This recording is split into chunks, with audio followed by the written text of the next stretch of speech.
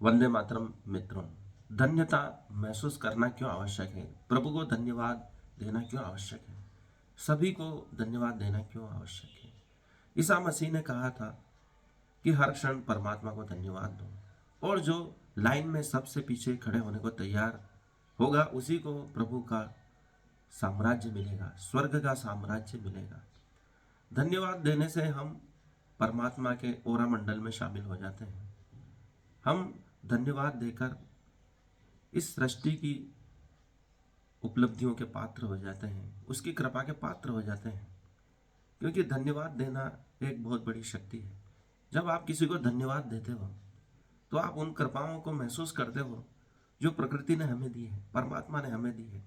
परमात्मा हर क्षण हमें बहुत कुछ दे रहा है। सब कुछ परमात्मा की देन है, प्रकृति की देन है, चाहे उसे परमात्मा कह लें या प्रकृति कह लें। जब आप धन्यवाद देते हैं, धन्यता महसूस करते हैं, तो आप परमात्मा के साम्राज्य में प्रवेश कर लेते हैं। धन्यवाद देना उन आगामी कृपाओं को भी आमंत्रित करता है जिसके आप योग्य भी नहीं हैं।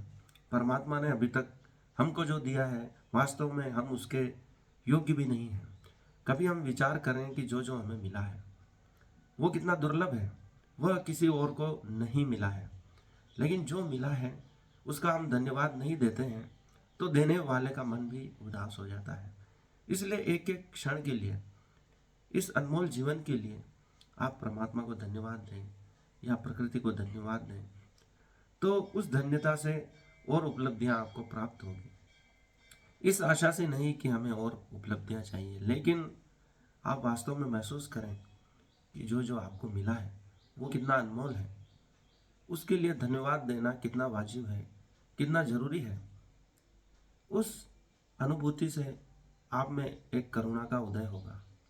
भगवान बुद्ध ने करुणा की प्राप्ति गहन ध्यान परिश्रम से की है, और इस संसार को अनमोल खजाना करुणा के रूप में दिया है। उस करुणा के माध्यम से ही हम इस प्रकृति की धन्यता को महसूस कर सकते हैं, क्योंकि ये जीवन इस प्रकृति का दिया हुआ है, या जिसे हम परमात्मा कह लें उसका दिया हुआ है। इस क्षण हम जीवित हैं तो ये एक बहुत बड़ी उपलब्धि है, ये परमात्मा का आशीर्वाद है। हर क्षण के लिए हमें परमात्मा को इसलिए धन्यवाद देना चाहिए क्योंकि इस खूबसूरत धरती पर हमें जीवन जीने का अवसर दिया, इन महान खोजों रचनाओं को देखने का अवसर मिला, इनके उपभोग का अवसर दिया। वह चाहता तो नहीं देता, लेकिन उसने हमें इस कृपा के योग्य समझा, इसलिए हमें उसे हर क्षण धन्यवाद देना चाहिए। प्रतिदिन उठकर परमात्मा को धन्यवाद देना चाहिए कि एक दिन आज का तूने मुझे जीवित रहने के लिए दिया, मैं तुम्हारा बहुत आभारी हूँ। ये आसपास के लोग इतने अच्छे से व्यवहार करते हैं, उनके लिए धन्यवाद दें। जो आपका सहयोग कर रहे हैं, चाहे नहीं भी कर रहे हैं, उसके लिए सहयोग करें, क्योंकि हर चीज़ आपको आगे बढ़ाने में सहायक सिद्ध हो रही है। क्योंकि कठिनाइयों को भी सीढ़ी बनाकर आगे बढ़ना हमारा उद्देश्य होना चाहिए। इसलिए हर चीज़ के लिए, चाहे मुसीबत हो चाहे खुशियाँ हो, हर चीज़ के लिए परमात्मा को या प्रकृति को हमें धन्यवाद देकर आगे बढ़ना चाहिए। यही जीवन जीने का सिद्धांत है। इसी से हम और कृपाओं का आमंत्रित करते हैं। यही रहस्य का भी सिद्धांत है।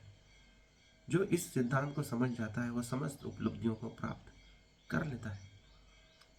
इसलिए हर क्षण परमात्मा को धन्यवाद दें, ताकि उस प्रभु के साम्राज्य में हम प्रवेश कर सकें जिसकी बात बुद्ध कर रहे हैं, कृष्ण कर रहे हैं, ईसा मसीह कर रहे हैं, और भी संत जो कर रहे हैं, क्योंकि उन्होंने हर क्षण के लिए परमात्मा को धन्यवाद दिया है और वास्तव में उस धन्यता को महसूस किया है।